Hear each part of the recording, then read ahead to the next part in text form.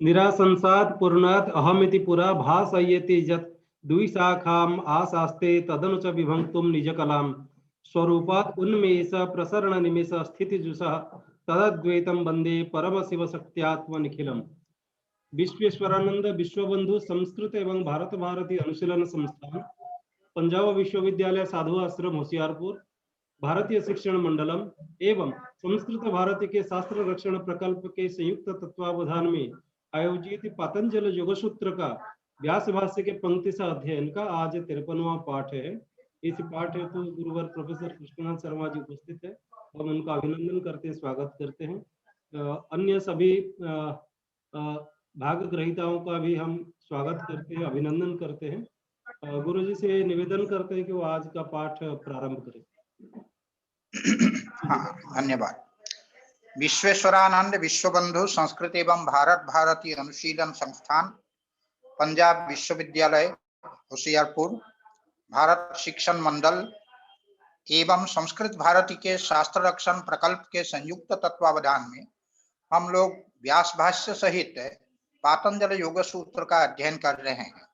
इस क्रम में पिछले पाठ में हम लोगों ने भुवन ज्ञानम सूर्य संयमात इस सूत्र को पढ़ा था और उस सूत्र के भाष्य में कुछ अंशों को हम लोगों ने पढ़ा था। आज आगे हम लोग पढ़ेंगे, लेकिन उस दिन जहां हम लोगों ने छोड़ा था उसके कुछ पूर्व से हम प्रारंभ करेंगे, इसीलिए कि देव निकायों की जो बात है, देवताओं का जो गण है, उनका जो वर्णन किया गया है, वो वहां से हम लोग प्रारंभ करेंगे तो एक प्रसंग ठीक ठीक आपके सामने आएगा। इसीलिए हम प्रारंभ करेंगे माहेंद्र निवासिनः सद्देव निकायाः। माहेंद्र निवासिनः सद्देव निकायाः। माहेंद्र निवासिनः अर्थात महेंद्र लोक में निवास करने वाले।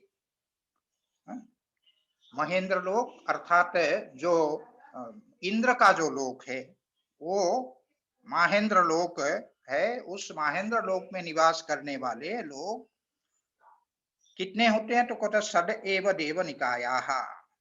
सब देव निकाया, 6 जो है देव निकाय है, अर्थात देवताओं के गण है। और ये कौन कौन है? 6, उनको गिनाया। त्रिदशाः अग्निस्वात्ताः याम्याः तुषिताः अपरिनिर्मित वशवर्तिनः परिनिर्मित वशवर्तिनश्चेति। ये बतलाया कि उसमें त्रिदश है, अग्निस्वात्त है, याम्य है, तुषित है, अपरिनिर्मित वशवर्ती है और परिनिर्मित वशवर्ती। ये 6 जो हैं वो देवनिकाय है, देवताओं के गण हैं जो माहेंद्र लोक में निवास करते हैं। सर्वे, ये सभी जो लोग हैं, ते सर्वे संकल्प सिद्धाः अणिमाद्यैश्वर्योपपन्नाः कल्पायुषो वृंदारकाः कामभोगिनः औपपादिक देहाः उत्तमानुकूलाभिः अप्सरोभिः कृत परिवाराः। ये इनका वर्णन करते हुए यहाँ पर ये कहते हैं कि सर्वे, ये 6 के 6 जो देवनिकाय है, देवताओं के जो गण है, वे संकल्प सिद्धाः, संकल्पाः सिद्धाः येषाम, ते संकल्प सिद्धाः, अर्थात जिनके संकल्प, जिनके मनोरथ सिद्ध है, ऐसे जो सिद्ध संकल्प वाले हैं, जिनके मनोरथ पूर्ण है, ऐसे जो सिद्ध संकल्प वाले जो देवतागण है, वे इस प्रकार के देवगण उस माहेंद्र लोक में निवास करते हैं। दूसरा विशेषण क्या है इनका? अणिमाद्यैश्वर्योपपन्नाः। अणिमा, महिमा, गरिमा, लघिमा, प्राप्ति, काम्य, ईशित्व, सित्व, ये जो अष्ट सिद्धियां हैं, इन सिद्धियों से, सिद्धियों के ये स्वामित्व को प्राप्त किए हुए हैं, अर्थात ये इन सिद्धियों के स्वामी है, ये सिद्धियां इनकी वशवर्तिनी है। इस प्रकार ये देवगण होते हैं। और कैसे हैं? तो कहते कल्पायुषः। कल्पायुषः माने 1 कल्प पर्यंत वाले ये देवगण हैं। और कैसे हैं? कल्पायुषः और वृंदारकाः। वृंदारकाः का तात्पर्य है तत्ववैशारदीकार ने उसका अर्थ पूज्या किया है। अर्थात ऐसे तो वृंदारका दैवतानि पुंसी देवता स्त्रियाम अमरकोश में आता है, तो वही देवताओं में वो जो कि चूंकि वो पूज्य है देवता लोग, इसीलिए उनको वृंदारक कहा जाता है, अर्थात पूजनीय। और कामभोगिनः, कामभोगिनः का तात्पर्य है जो काम भोग करने में सदा अनुरक्त रहने वाले, ऐसे जो देवगण है। और कहीं औपपादिक देहा यह भी पाठ है और कहीं औपचारिक देहा यह भी पाठ है। अर्थात ये औपचारिक देह वाले होते हैं, अर्थात स्वतः दिव्य शरीर धारण करने वाले ये होते हैं। औपचारिक माने जो उपादान करते हैं उस देह का निर्माण करते हैं दिव्य शरीर का, ऐसे दिव्य शरीर का धारण करने वाले ये देवतागण हैं। फिर उत्तमा और कैसे रहते हैं वो, उनका वर्णन करते हुए कहते हैं उत्तमानुकूलाभिरप्सरो भी कृत परिवारा। उत्तम जो अप्सराएं हैं, उन उत्तम अप्सराओं के द्वारा, अर्थात श्रेष्ठ जो अप्सराएं हैं, सर्वोत्तम जो अप्सराएं हैं, और कैसी अप्सराएं हैं, अनुकूला भी, जो अनुकूल है, जो प्रेम करने वाली है, इस प्रकार की अप्सराओं से वे घिरे रहते हैं। कृत परिवार, और तात्पर्य ये है कि ऐसे घिरे रहते हैं कि उन सबों के साथ तरह तरह की वो क्रीड़ाएं करते हैं और उसमें इसी प्रकार से अनुरक्त रहते हैं। अब इसके बाद कहते हैं कि महती लोके प्राजापत्ये पंचविधो देव निकायः। ये कह रहे पंचविधो देव निकायः। महती लोके अर्थात जो महर लोक जिसको हम कहते हैं, वो जो कि प्राजापत्य लोक है। प्राजापत्य का मतलब है प्रजापति देवता के जो लोक, जिसका नामांतर है महर लोक, उस महर लोक में पंचविधो देव निकाय, 5 प्रकार के देवता गण उसमें निवास करते हैं। वे कौन कौन है, उनको गिनाते हुए भाष्यकार कहते हैं कुमुदाः, ऋभवः, प्रतर्दनाः, अंजनाभाः, प्रचिताभाः इति। ये इनके सबके नाम हैं। कुमुद, ऋभु, प्रतर्दन, अंजनाभ, प्रचिताभ, ये जो है देवगण महाभूत वशिनः। और ये देवगुण गण कैसे, एते महाभूत वशिनो ध्यानाहाराः कल्प सहस्रायुषः। एते अर्थात एते देवनिकायाः, ये जो देवताओं के गण हैं, ये कैसे हैं, उसके लिए कहते हैं कि महाभूत, जो महाभूत है वो इनके वश में होते हैं। महाभूतों पर जो विजय प्राप्त करते हैं, जो महाभूतों के स्वामी हैं, इस प्रकार के ये महाभूत वशिनः। और महाभूत वशिनः का तात्पर्य ये है कि ये जो चाहे महाभूत वही प्रदान करते हैं उनको, जो इनकी इच्छा हो, जो इनकी रुचि हो, तदनुरूप फल जो है वो महाभूत इनको प्रदान करते हैं। तो ये इनकी इच्छा के अनुसार महाभूत अपना कार्य करते हैं। तो ये इनका एक विशेषण है महाभूत वशिनः। और ध्यानाहाराः, उस दिन भी आया था ये पद, ध्यानमेव आहारः, माने ध्यानजन्यम सुखमेव आहार आहारो जेषाम ते ध्यानाहाराः। ध्यान से उत्पन्न होने वाले जो सुख है, उस सुख को ही जिसने आहार मान लिया है, ऐसे अर्थात ध्यान से जो तृप्त होते हैं, ऐसे ध्यान मात्र से तृप्त होने वाले ये देवगण है। इनका इस प्रकार से इसमें निरूपण किया गया है। ध्यानाहाराः। और कल्प सहस्रायुषः, हजारों कल्प तक, कल्प सहस्रायुषः का तात्पर्य है 1000 वर्ष कल्पों तक ये जीवन यापन करने वाले, जीने वाले, इस प्रकार के ये देवगण होते हैं। इसके पश्चात आगे कहते हैं प्रथमे ब्रह्मणो जनलोके चतुर्विधो देवनिकायः। ब्रह्मा का जो जनल नामक लोक है, उससे, और वो लोक जो है प्रथम लोक है। ब्रह्मणः प्रथमे जनलोके, ब्रह्मा के जो प्रथम जो है लोक है जिसका नाम है जनलोक, उसमें चतुर्विधो देव निकाय, 4 प्रकार के देवताओं के गण उसमें रहते हैं। वे कौन कौन है उसको गिनाते हुए यहाँ पर कहते हैं ब्रह्म पुरोहिता, ब्रह्म कायिका, ब्रह्म महाकायिका, अजरामरा इति। ये गिनाते हुए यहाँ पर कहते हैं ब्रह्म पुरोहिता, ब्रह्म कायिका, ब्रह्म महाकायिका, अजरामरा इति। ये सब इनके सबके जो है ये नाम है, ब्रह्म पुरोहित, ब्रह्म कायिक, ब्रह्म महाकायिक और अमर, अजर अमर। तो एते ये जो देवगण है, एते भूतेन्द्रिय वशिनो द्विगुण द्विगुणोत्तरायुष, एते भूतेन्द्रिय वशिनः, पंच महाभूत और इंद्रिय इनके वश में होते हैं, अर्थात इनके ये स्वामी बन जाते हैं।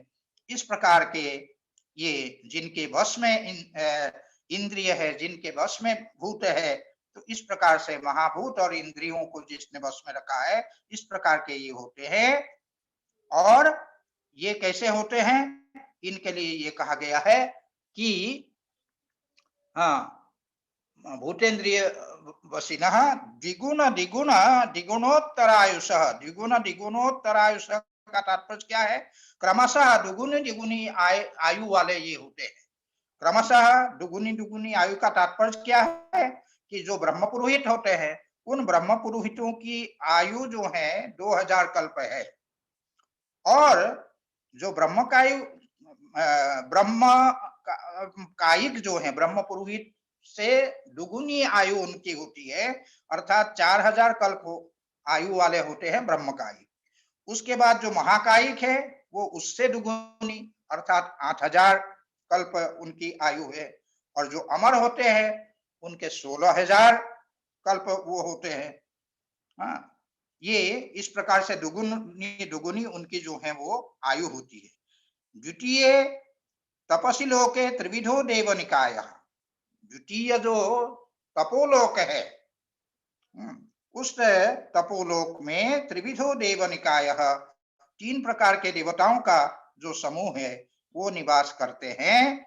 और ये जो देव निकाय है, देवताओं का गण है, ये कैसे हैं, इनके लिए कहा कि ये जो है आभास्वराः, महाभास्वराः, सत्य महाभास्वराः इति।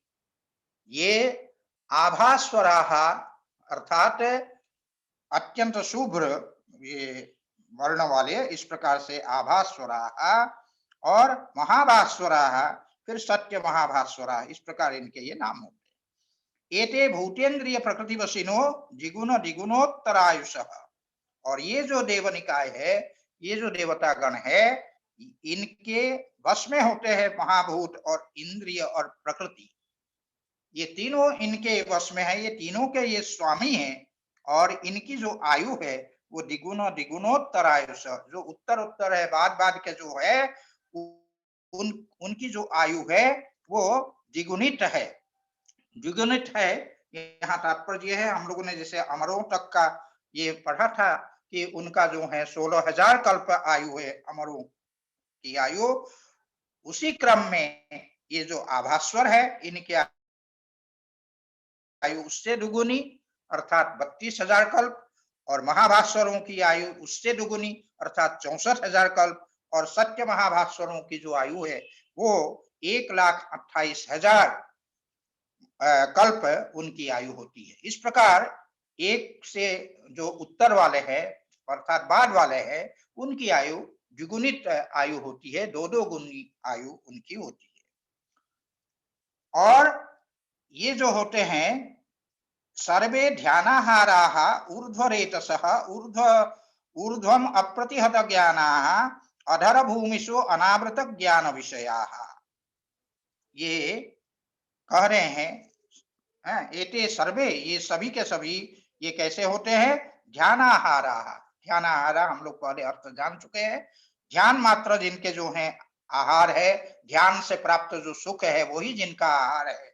इस प्रकार से ध्यान मात्र से तृप्त होने वाले ये लोग हैं। और ऊर्ध्वरेतसः, ऊर्ध्वरेतसः का तात्पर्य है ऊर्ध्वम अर्थात उच्चैः रेतः, अर्थात उच्च स्थापितम रेतः, यही जिन लोगों ने जो रेतस है अर्थात जो वीर्य है उसको ऊपर जो है स्थापित किया, ऊपर की ओर जो है उनके वीर्य हमेशा रहते हैं, अर्थात अस्खलित वीर्य वाले ऐसे जो ऊर्ध्व रेता है। और ऊर्ध्वम अप्रतिहत ज्ञाना, ऊर्ध्वम अप्रतिहत ज्ञाना का तात्पर्य है जो ऊर्ध्व लोक है उन ऊर्ध्व लोकों के विषय में उनका जो ज्ञान होता है वो अप्रतिहत होता है, अखंडित होता है। अब इस प्रकार के ज्ञान वाले वे होते हैं। फिर अधर भूमिशु अनावृत ज्ञान विषया, अधर भूमिशु अर्थात जो अधोलोक है उन लोगों के भी जो समस्त विषय है उन विषयों का जो ज्ञान है उन ज्ञानों से वो युक्त होता है। अनावृत ज्ञान विषय माने जिनका ज्ञान का विषय अनावृत है, बिल्कुल खुला हुआ है, अर्थात उन समस्त ज्ञानों को, उन समस्त विषयों के ज्ञान उनके पास होते हैं अधर लोगों के, अधोलोकों के। और इसके पश्चात कहते हैं तृतीय ब्रह्मण सत्यलोके चत्वारो देवनिकायाः अच्युताः शुद्ध निवासाः सत्याभाः संज्ञा संगिनश्चेति। इसके पश्चात तृतीय जो ब्रह्मण जो ब्रह्मा के जो तृतीय लोक है जिसको सत्यलोक कहते हैं, उस सत्यलोक में चत्वारो देवनिकाया, चार जो है देवताओं के गण रहते हैं। और वे कैसे, कौन कौन से हैं उनके लिए बताते हैं। अच्युताः शुद्ध निवास, अच्युत है, शुद्ध निवास है, सत्याभाः अर्थात सत्याभ, और संज्ञा संगी। इस प्रकार से ये चार प्रकार के जो देवगण है उस सत्य लोक में वो रहते हैं। ब्रह्मा के तृतीय जो लोक है जिसका नाम सत्य लोक है, उस सत्य लोक में ये लोग निवास करते हैं। और ये सबके सब कैसे हैं वो कहते हैं, ये सब अकृत भवन्यासाः स्वप्रतिष्ठाः उपरि उपरि स्थिताः प्रधानवशिनो यावत् सर्गायुषः। इनके लिए ये बताते हैं ये कैसे हैं। अकृत भवन्यासाः, जिन्होंने अपना जो निवास स्थान है उनको कभी बनाया नहीं है, अपना निवास स्थान न बनाने वाले इस प्रकार के ये लोग होते हैं। तो कहाँ रहते हैं, तो कहते हैं स्वप्रतिष्ठा, अपने आप में प्रतिष्ठित रहते हैं, जिसको दूसरे शब्द में कहेंगे आत्मवासा, स्वयं में निवास करने वाले ऐसे ये देवगण होते हैं। और ऊपर ऊपर स्थिता, क्रमशः ऊपर ऊपर की जो कक्षाएं हैं उन कक्षाओं में रहने वाले ये होते हैं। कहने का तात्पर्य है अच्युत से ऊपर वो विद्यमान है शुद्ध निवास, और शुद्ध निवास से ऊपर सत्याभ, सत्याभ से ऊपर संज्ञा संगी। इस रूप में एक के ऊपर एक जो है इस प्रकार से भिन्न भिन्न कक्षाओं में, ऊपर ऊपर की कक्षाओं में ये रहने वाले हैं। फिर प्रधान वशिना, जो प्रधान है प्रकृति है उनके वश में होते हैं, प्रधान पर इन्होंने विजय प्राप्त कर लिया है, ऐसे प्रकृति विजयी ये देवगण होते हैं। और यावत सर्गायुष, जब तक सर्ग है, जब तक सृष्टि है, वो सृष्टि पर्यंत इनकी आयु रहती है, ये जीते हैं। तो इस प्रकार से इन देवनिकायों की बात कही गई। तो इन चारों प्रकार के जो सत्यलोक वासी है उनके अवांतर जो भेद है, उन अवांतर भेद के विषय में आगे यहाँ पर ये कहते हैं कि तत्र अच्युताः सवितर्क ध्यान सुखाः शुद्ध निवासाः सविचार ध्यान सुखाः। यहाँ पर ये बता रहे हैं कि जो अच्युत होते हैं, जो अच्युत देवता है, इनके जो चारों के जो सत्यलोकवासी इन चार देवताओं का जो निरूपण किया, उनमें जो अच्युत देवता है उन अच्युत देवताओं का क्या है, सवितर्क ध्यान सुखाः, माने वितर्कानुगत जो संप्रज्ञात समाधि है, उस समाधि से उत्पन्न होने वाले जो सुख है, उस सुख वो प्राप्त करने वाले होते हैं। और शुद्ध निवासाः, शुद्ध निवास नामक जो देवगण है वे सविचार ध्यान सुखाः, सविचार अर्थात विचारानुगत जो संप्रज्ञात समाधि है तज्जन्य सुख को वो प्राप्त करते हैं। फिर सत्याभाः, जो सत्याभ है, वो सत्याभ नामक जो देवगण है वो आनंद मात्र ध्यान सुखा, अर्थात जो आनंदानुगत संप्रज्ञात समाधि है तज्जन्य सुख को वो प्राप्त करने वाले होते हैं। फिर संज्ञा संगीनश्च, जो संज्ञा संगी नामक देवगण है वे अस्मिता मात्र ध्यान सुखा, अर्थात जो अस्मितानुगत संप्रज्ञात समाधि है उस समाधि से उत्पन्न होने वाला जो सुख है उस सुख को प्राप्त करने वाले हुए होते हैं। ये सबके सब जो है संप्रज्ञात समाधि की उपासना करने वाले, संप्रज्ञात समाधि करने वाले ये देवगण है। इस प्रकार से ये इनका निरूपण इसमें किया गया है। इसके पश्चात आगे कहते त एते सप्तलोका, हाँ सॉरी, तेपि त्रैलोक्य मध्ये प्रतिष्ठन्ति। ते अपि माने ये जो देवगण है वे चारों त्रैलोक्य मध्य अर्थात त्रैलोक्य के अंतर्गत प्रतिष्ठन्ति अर्थात ये स्थित होते हैं, त्रैलोक्य के अंतर्गत ये रहते हैं। कहने का तात्पर्य है कि ब्रह्मांड से बाहर ये नहीं रहते हैं, उस त्रैलोक्य के अंतर्गत रहने वाले ये देवगण है। और त एते सप्तलोकाः सर्व एव ब्रह्मलोकाः, ये जो 7 लोक है इन 7 लोकों के विषय में कहते हैं त एते सप्तलोकाः, ये जो 7 लोक है सर्व एव, ये सभी लोक सभी भुवन कैसे हैं? ब्रह्मलोकाः, ये ब्रह्मलोक ही हैं। और अब प्रश्न ये उठता है कि यहाँ तक तो संप्रज्ञात समाधि की बात कही, तो जो असंप्रज्ञात समाधि वाले देवगण है वो कहाँ रहते हैं, उनका कोई निरूपण तो किया नहीं। तो यहाँ पर आगे जो है वो कहते हैं कि हाँ, विदेह प्रकृति लयास्तु मोक्ष पदे वर्तन्ते न लोक मध्य न्यस्ताः इति। जो विदेह और प्रकृति लय नामक जो योगी है, जो जिनके लिए वो ये उसमें वो कहा गया है कि उनका भव प्रत्यय असंप्रज्ञात समाधि, भव प्रत्ययो विदेह प्रकृति लयानाम, हम लोग सूत्र पढ़ चुके हैं। जो भव प्रत्यय असंप्रज्ञात समाधि है वो विदेह और प्रकृति लय योगियों को वो ये प्राप्त होता है। और वे जो हैं वे क्या है, उनके लिए यहाँ पर ये कहते हैं कि विदेह प्रकृति लयास्तु मोक्ष पदे वर्तन्ते, मानो मोक्ष पद है, इस प्रकार से मोक्ष पद में मानो मोक्ष को प्राप्त कर लिया है, इस प्रकार वे जो है अनुभव करते हैं। तो मोक्ष पद की सी स्थिति इनकी बनी रहती है। तो इनका जो ये असंप्रज्ञात समाधि है वो भव प्रत्यय असंप्रज्ञात समाधि है विदेह और प्रकृति लय योगियों। और ये क्योंकि देवताओं के ही प्रकार है इसीलिए ये कहा गया विदेह और प्रकृति लय जो है वो भव प्रत्यय असंप्रज्ञात समाधि की स्थिति में रहते हैं, वर्तन्ते माने स्थित रहते हैं। लोक और लोक मध्य न लोक मध्य न्यस्ताः, अर्थात लोक मध्य न न्यस्ताः, जो 14 लोकात्मक जो ब्रह्मांड है उनके अंतर्गत ये स्थित नहीं रहते, न न्यस्ताः न स्थिताः, इनमें ये स्थित नहीं होती है। क्योंकि वस्तुतः इनकी मुक्तावस्था नहीं होती है, ये सक्रिय और लौकिक स्थिति में ही ये रहते हैं। ये इस प्रकार के भव प्रत्यय जो असंप्रज्ञात समाधि वाले हैं वो इस प्रकार के होते हैं।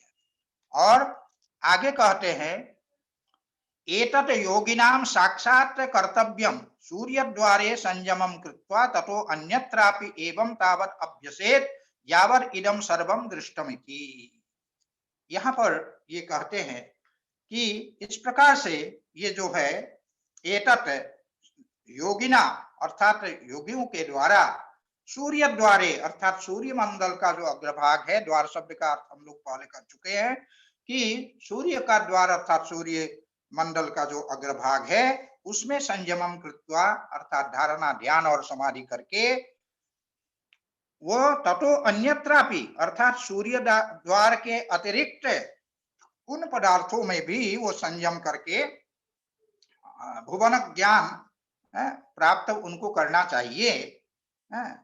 और इन पदार्थों का निरूपण योग शास्त्र में अन्यत्र किया गया है।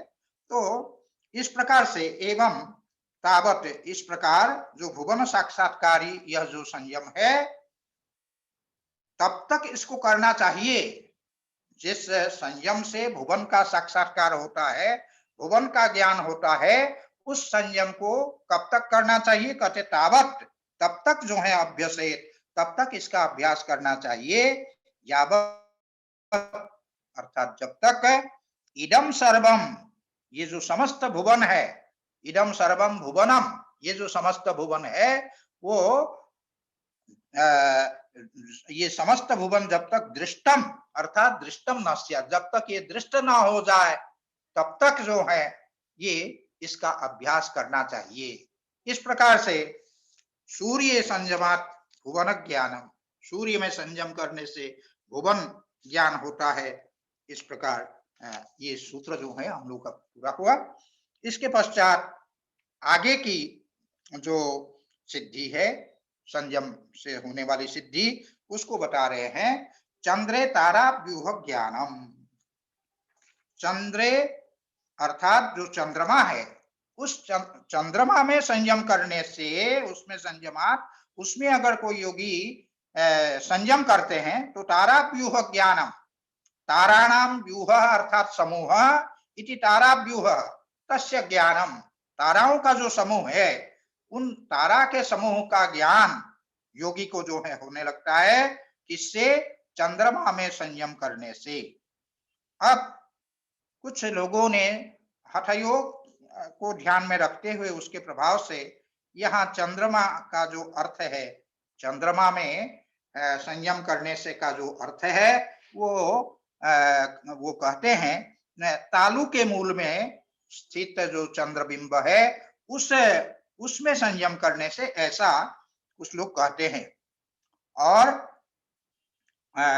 क्योंकि जैसा कि उसमें भास्वतीकार ने ये कहा है, चंद्रे अर्थात चंद्र द्वारे, चंद्र द्वार का तात्पर्य बताते उत्तम तालु मूले च चंद्रमा, तालु के मूल में चंद्रमा का स्थान है, इसीलिए वहां पर संयम करने से, ऐसा अर्थ वो भास्वतीकार करते हैं। और अन्य कुछ टीकाकार जो है वे वो कहते हैं कि नासाग्रवर्ती जो बिंब है उसको चंद्रमा कहा गया है। तो नासाग्रवर्ती बिंब में नासाग्रे शशधृक बिंबम ऐसा कहा गया है, इस प्रकार का वचन प्राप्त होता है। तो तदनुसार नासाग्रवर्ती जो चंद्रमा का बिंब है, उस चंद्रमा के बिंब में संयम करने से ये तारा व्यूह का ज्ञान होता है, ऐसा कुछ लोगों ने कहा है। लेकिन जो इसके पूर्व भी हम लोग देख चुके हैं, परस्पर सूत्रों का जो क्रम है, उस सूत्रों के क्रम को देखने से जो आदिभौतिक जो चंद्रमा है, उस आदिभौतिक चंद्रमा को जो नक्षत्र मंडल में हमको दिखाई पड़ता है चंद्रमा, वही चंद्रमा यहाँ वस्तुतः ग्राह्य है। और नारायण तीर्थ आदि व्याख्याकारों ने उसी चंद्रमा का ग्रहण किया है। तो इस प्रकार ये सूत्र का सामान्य अर्थ हुआ। और भाष्यकार के दृष्टि से हम देखें, चंद्रे संयमम कृत्वा तारा व्यूहम विजानीया, चंद्रे संयमम कृत्वा अर्थात जो चंद्रमंडल है उसमें संयम करके, अर्थात धारणा ध्यान और समाधि करके तारा व्यूह माने ताराओं का जो समूह है उसको विजानीयात अर्थात विशेषेण जानीयात, विशेष रूप से, सविशेष रूप से जान लेना चाहिए। अर्थात उनका विशिष्ट ज्ञान जो है प्राप्त करना चाहिए। उसके लिए चंद्रमा में चंद्रम संयम करना चाहिए, ये बताया गया है। हाँ, और एक प्रश्न यहाँ पर ये उठता है कि संयम तो चंद्रमा का करते हैं और ज्ञान जो है तारा व्यूह का होता है, तारामंडल का होता है, उसका क्या कारण है? उसका कारण यही है कि चंद्रमा जो है वो नक्षत्रों का स्वामी होता है। क्योंकि चंद्रमा नक्षत्रों का स्वामी है, इसीलिए स्वामी में संयम करने से, चंद्रमा में संयम करने से वो ताराओं का ज्ञान हो जाता है। ये इसका अभिप्राय है। इसी अभिप्राय से यहाँ पर चंद्रे तारा व्यूह ज्ञानम ये कहा गया है। अब इसके पश्चात आता है ध्रुवे तद्गति ज्ञानम। ध्रुवे अर्थात जो ध्रुव तारा है उसमें संयम करने से तद्गति ज्ञानम अर्थात जो तारे हैं उनका ताराओं की जो गति, तारा नाम गति ही तासाम माने तासाम ताराणाम गति ही तद्गति, उन ताराओं की जो गति है उसको यहाँ तद्गति शब्द से लिया है। तद गति माने जो ताराओं की जो गति है, वो ताराओं की गति का ज्ञान होता है। किससे? जब ध्रुव तारा में योगी संयम करता है, ध्रुव तारा में धारणा, ध्यान और समाधि करता है, तो उससे ताराओं की जो गति है उस गति का ज्ञान होता है। अब यहाँ एक प्रश्न होता है कि ध्रुव तारा में क्यों करते हैं, चंद्रमा में संयम करें? तो नक्षत्र जैसे चंद्रमा में संयम करने से ताराओं का ज्ञान होता है, उसी प्रकार चंद्रमा में संयम करने से ताराओं की गति का ज्ञान क्यों नहीं होता? तो इसका तात्पर्य ये है, किसी स्थिर वस्तु में रह करके ही दूसरे की गति का ज्ञान किया जा सकता है। चंद्रमा तो चल है और अन्य ताराएं जो हैं वो भी चल है, इस कारण से उनमें स्थित होकर के ताराओं की जो गति है उसका ज्ञान नहीं किया जा सकता है। तो ध्रुव तारा चूंकि अचल है, स्थिर है, इसलिए ध्रुव तारा में स्थित संयम करके वो ताराओं की जो गति है उसका ज्ञान होता है। अब भाष्यकार को हम देखें, भाष्यकार इसकी व्याख्या करते हुए कहते हैं कि ततो ध्रुवे संयमम कृत्वा, ततः का तात्पर्य है कि तारों का जो समूह है, चंद्रमा में संयम करके जो तारा व्यूह का ज्ञान हुआ है, उसको ठीक ठीक तारा व्यूह को जान लेने के बाद ततः ध्रुवे, जो ध्रुव नामक जो अचल तारा है, स्थिर तारा है, उसमें संयमम कृत्वा, उसमें संयम करते हुए अर्थात धारणा, ध्यान और समाधि करते हुए तारानाम गतिम विजानीयात्, जो तारा है उन तारों की जो गति है उस गति को जाननी चाहिए। और आगे कहते हैं ऊर्ध्व विमानेषु कृत संयमस्तानि जानीयात्। ऊर्ध्व विमानेषु का तात्पर्य है ऊर्ध्वम, जो ऊपर की ओर जो विमानेषु यानी विमानानि, ऊर्ध्वम यानी विमानानि तानि ऊर्ध्व विमानानि, जो ऊर्ध्व विमान है अर्थात ऊर्ध्व लोकों में स्थित जो विमान है, जैसे सूर्य के रथ है वो ऊर्ध्व लोक में स्थित विमान है, उनमें जो है ऊर्ध्व विमानेषु कृत संयम, जो योगी संयम करते हैं ऊर्ध्व विमानों में अर्थात सूर्य रथ आदि में, जो ऊर्ध्व लोकों के जो विमान है सूर्य रथ आदि, उनमें जो योगी संयम करते हैं, धारणा, ध्यान और समाधि करते हैं, तो उससे क्या होता है? तानी, तानी अर्थात तानी विमानानि, उन विमानों को वो जान लेते हैं और साथ ही साथ विमानों की जो गति है उस विमानों की गति को भी वो जान लेते हैं।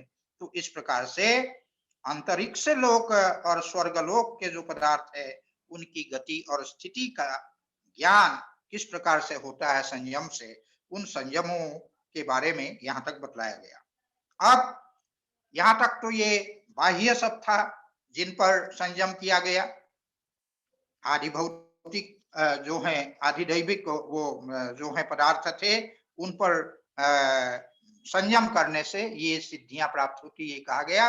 अब अपने में स्वयं के जो शरीर है उसमें कहाँ कहाँ संयम करने से क्या लाभ होता है, क्या कौन सी सिद्धि प्राप्त होती है, उसको बतलाते हुए कहते नाभि चक्रे काय व्यूह ज्ञानम। नाभि चक्रे अर्थात नाभि रूप जो चक्र है जिसको नाभि मंडल कहा गया है, उस नाभि मंडल में अगर कोई संयम करते हैं तो संयम करने पर, उस नाभि मंडल में संयम करने पर क्या होता है? काय व्यूह ज्ञानम। काय अर्थात कायस्य शरीरस्य व्यूह अर्थात शरीर के जो अवयवादि जो सन्निवेश है, उस अवयवादि सन्निवेश में सन्निवेश का काय व्यूह, उस अवयवादि जो सन्निवेश है उसका ज्ञान होता है। अर्थात जो शरीर संस्थान है उसका ठीक ठीक ज्ञान होने लगता है, शरीर के अवयवों के विषय में ठीक ठीक ज्ञान जो है वो होता है, ऐसा कहा गया है। और यहाँ पर भी ये ध्यान देने की बात यह है कि नाभि चक्र का अर्थ है, कुछ लोगों ने हठ योग के आधार पर मणिपुर चक्र किया है, लेकिन यहाँ नाभि मंडल रूप अर्थ लेना ही उचित है सूत्रों के क्रम को देखते हुए।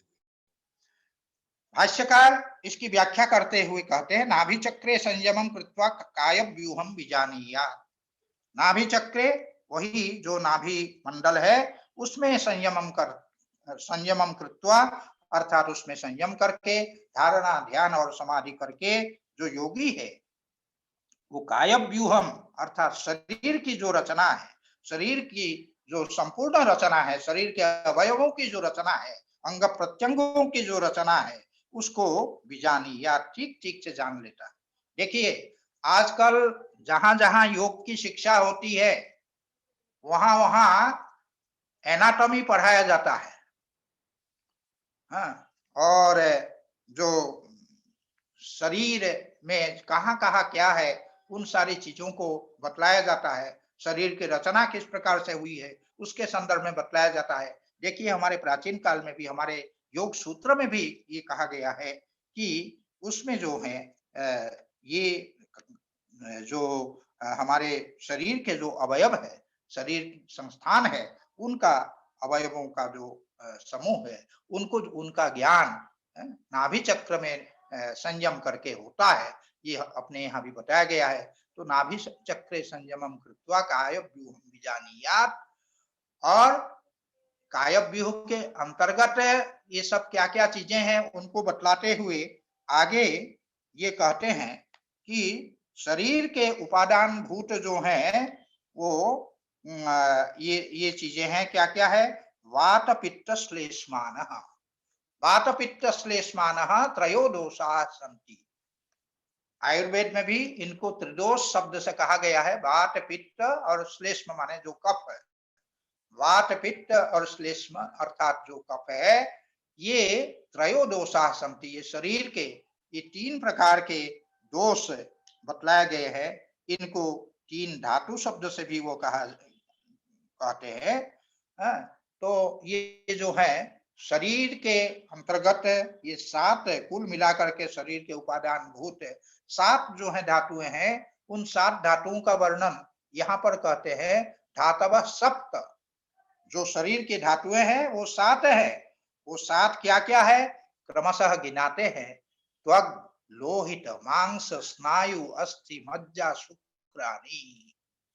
ये त्वक है, चर्म है हमारे, और लोहित है, रक्त है, मांस है, फिर स्नायु है, नसें जिनको हम कहते हैं, अस्थि है, हड्डी है, मज्जा है, एक प्रकार का रस विशेष है, जिसके द्वारा हमारे जो शरीर में जो जोड़ है हमारा, उसमें जो लचीलापन है उसी मज्जा के कारण है, और शुक्र है अर्थात वीर्य है। ये चीजें हैं।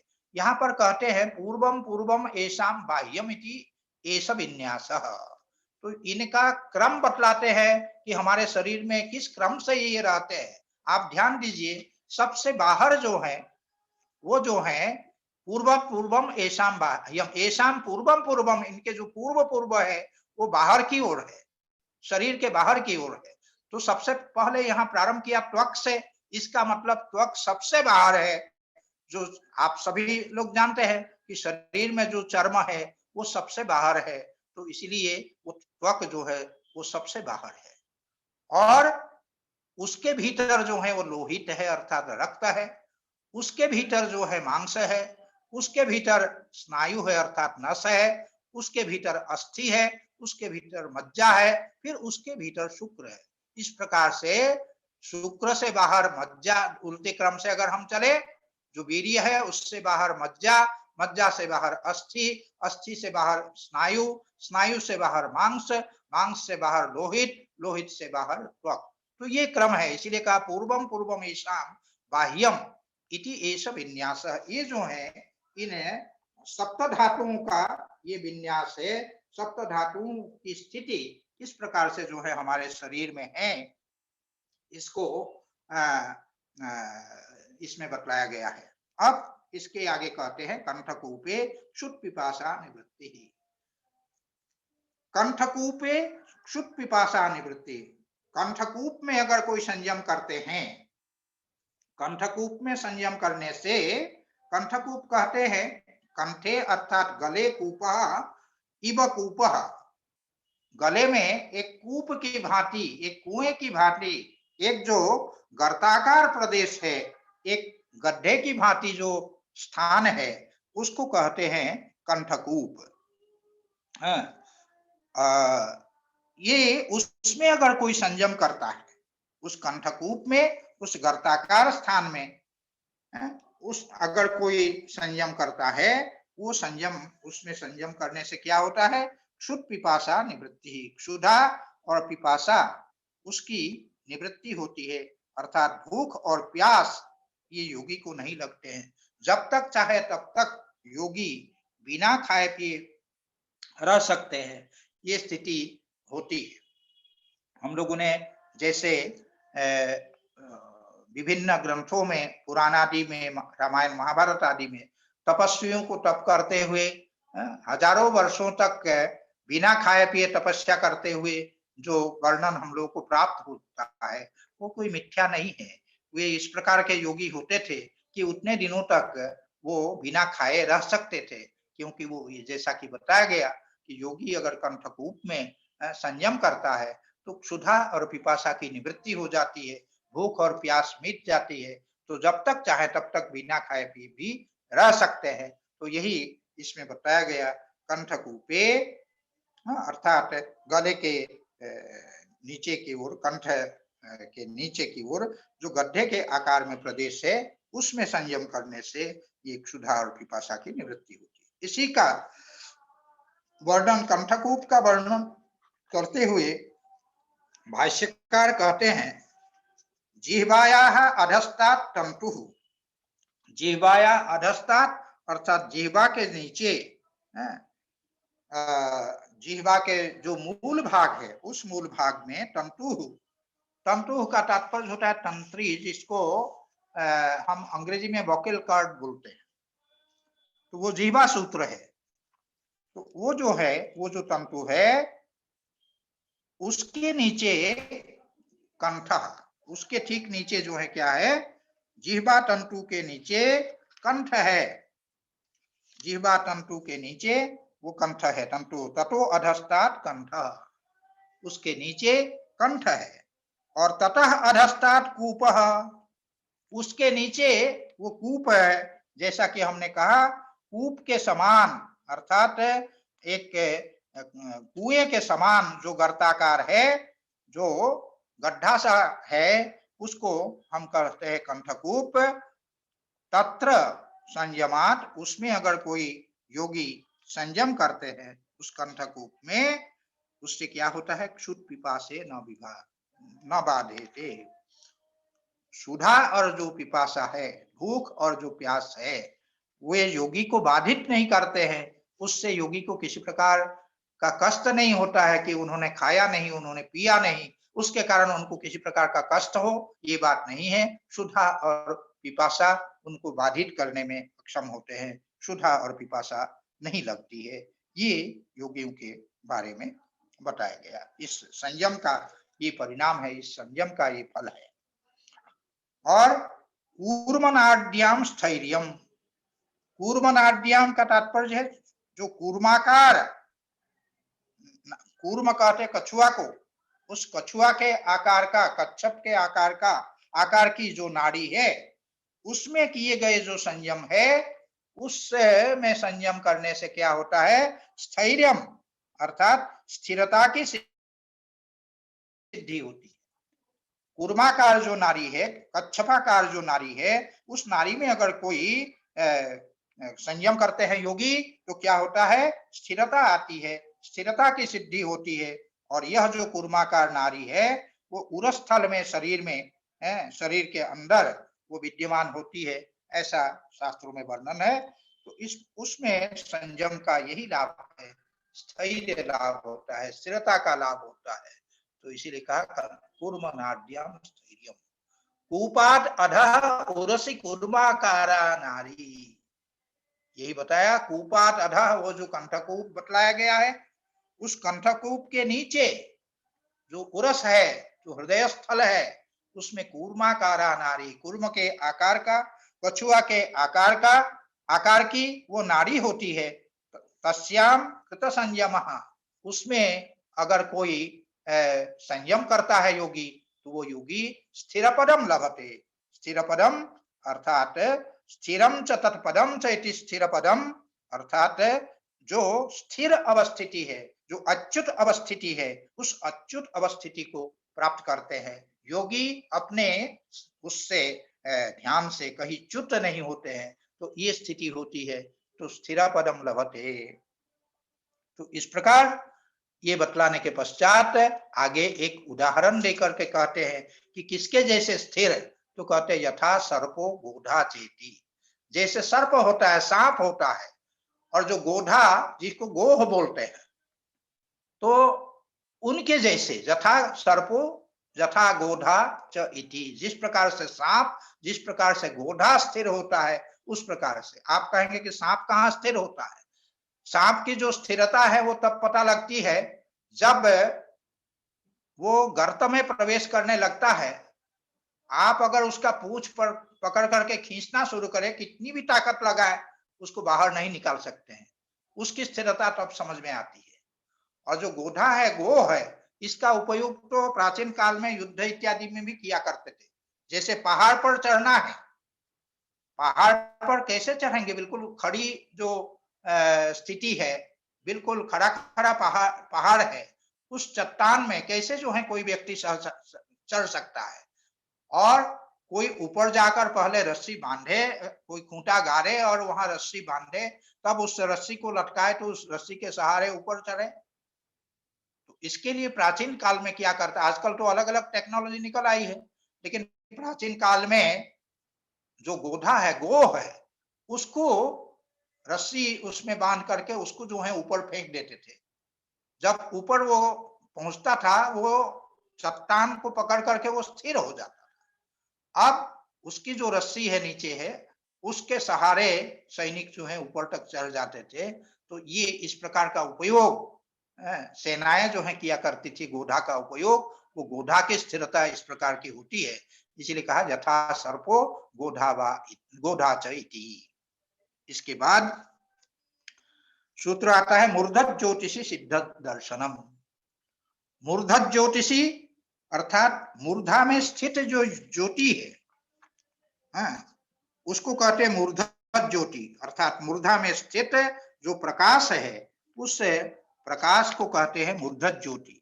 जिसको दूसरे शब्द में हम कहेंगे कि ये जो प्रकाश का स्थान है वो कौन है, ब्रह्मरंध्र है।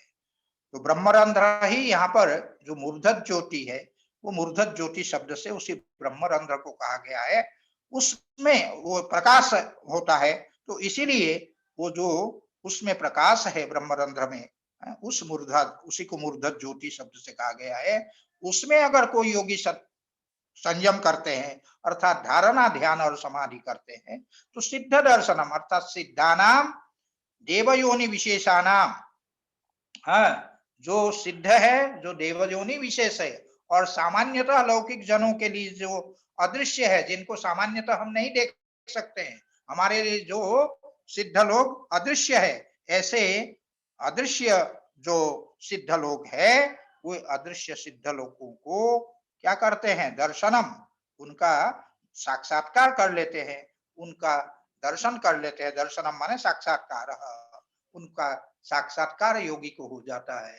तो ये मूर्धत ज्योति अर्थात उस ब्रह्मरंध्र में जो प्रकाश है, ज्योति है, उस ज्योति में, उस प्रकाश में जब योगी संयम करता है, तो उसका ये फल है कि सिद्ध जनों का, देवयोनि विशेष का, जो सामान्य जनों के लिए अदृश्य है, उनका साक्षात्कार करने में योगी सक्षम हो जाते हैं। अब ये मूर्धत ज्योति की व्याख्या करते हुए भाष्यकार यहाँ पर ये कहते हैं, भाष्यकार कहते हैं कि शिरः कपाले अंतश्छिद्रम प्रभास्वरम ज्योति। शिरः कपाले अर्थात शिरसः कपालः, शिरः कपालः, जो सिर की, जिसको खोपड़ी बोलते हैं, उसको कपाल शब्द से कहा गया है। उसमें अंतश्छिद्रम अर्थात छिद्रस्य अंतः, जो ब्रह्मरंध्र है, उस ब्रह्मरंध्र नामक जो छिद्र है, छेद है, उसके अंदर प्रभास्वरम माने प्रकर्षेण भास्वरम, अर्थात अत्यंत प्रकाशमान, जो अत्यंत शुभ्र भास्वर ज्योति है, प्रकाश है, प्रभास्वरम ज्योति ही, ज्योति चूंकि नपुंसकलिंग है इसलिए प्रभास्वरम ज्योति, इस प्रकार के अत्यंत प्रकर्षेण जो भास्वर है, ऐसी जो ज्योति है अर्थात अत्यंत चमकीला क्या है, ज्योति है, तेज है, प्रकाश है। तत्र संयमात्, उसमें अगर कोई योगी संयम करते हैं, तत्र संयमम कृत्वा, उसमें संयम करके सिद्धानाम द्यावा पृथिव्यो हो अंतरालचारिणाम दर्शनम, इसमें थोड़ी अशुद्धि रह गई, इसको बाद में ठीक कर लेना, कृत्वाम हो गया और द्यावा पृथिव्यो जो है उसमें गलती हो गई है, इसको उसमें ठीक कर लेंगे। तो उसमें वही बताया गया है कि द्यावा पृथिव्यो हो, द्युलोक और जो अंतरिक्ष लोक है,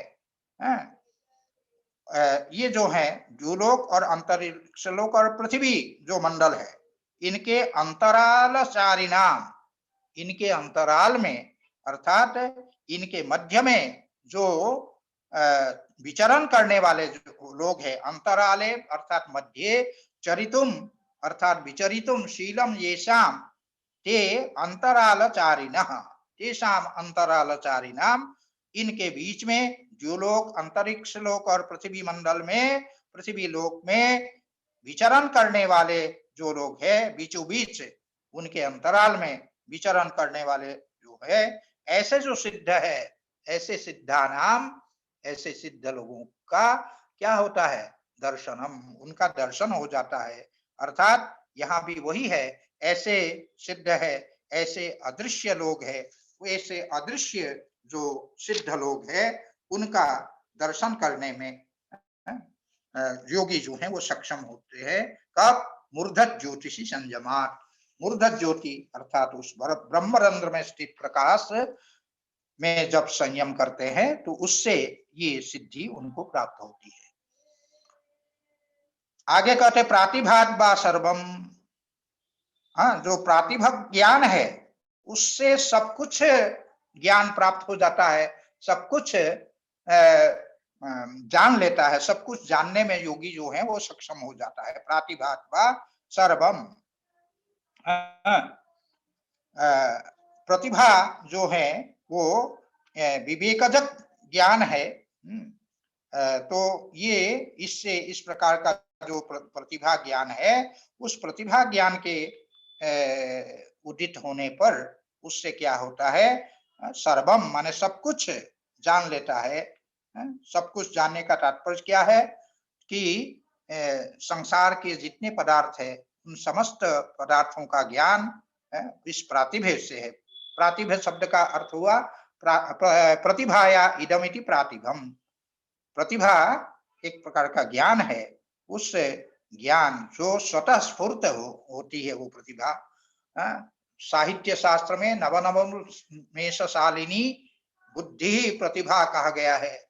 जो नवीन नवीन जो उन्मेष से युक्त ऐसा जो ज्ञान है, ऐसी जो बुद्धि है, उसको जो है प्रतिभा कहा गया है। तो ऐसे प्रतिभा से उत्पन्न होने वाला जो ज्ञान है उसको कहेंगे प्रातिभा। उस प्रतिभात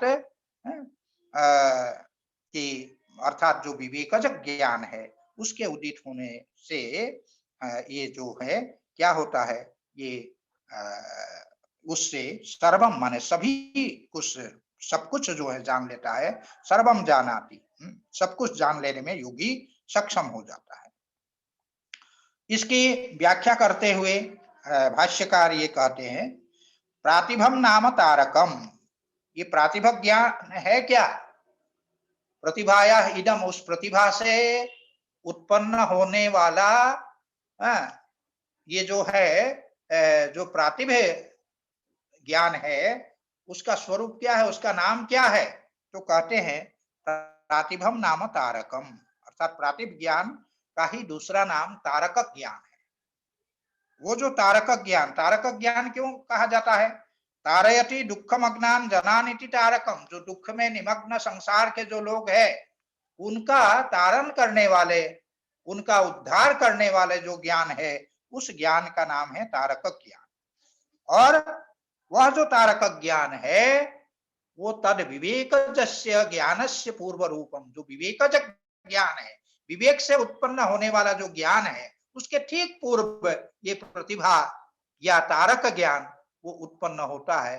तो वही कहते हैं जो ये प्रातिभक ज्ञान या प्रतिभा से उत्पन्न होने वाला ज्ञान या जिसका दूसरा नाम तारक ज्ञान है, वो ठीक विवेकजक ज्ञान के पूर्व उदित होता है। यथोदये प्रभाव भास्करस्य तेन वा सर्वम एव जानाति योगी प्रातिभस्य ज्ञानस्य उत्पत्तौ इति।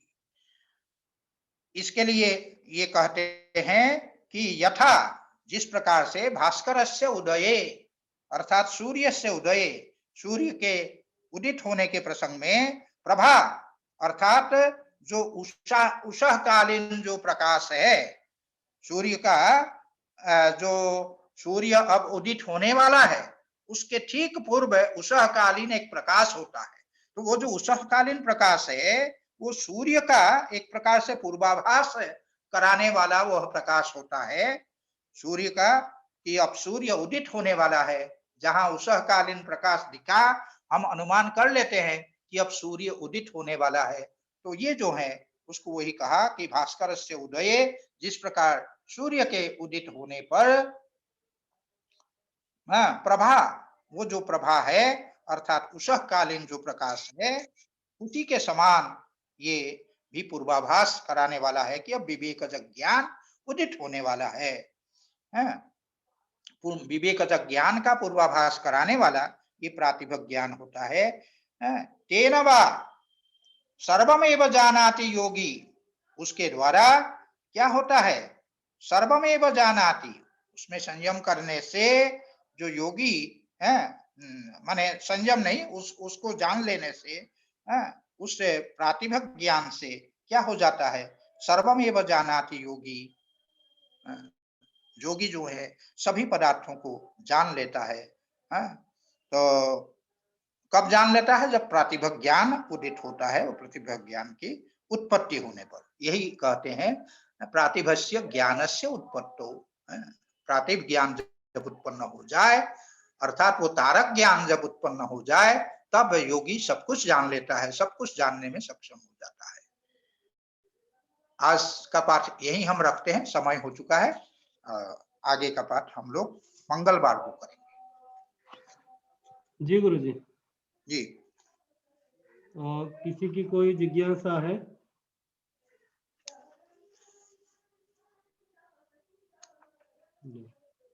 गुरु जी अगला पाठ मंगलवार वही 11 बजे? हाँ, मंगलवार को 11 बजे। ठीक है गुरु जी, प्रणाम गुरु जी। ठीक है, प्रणाम।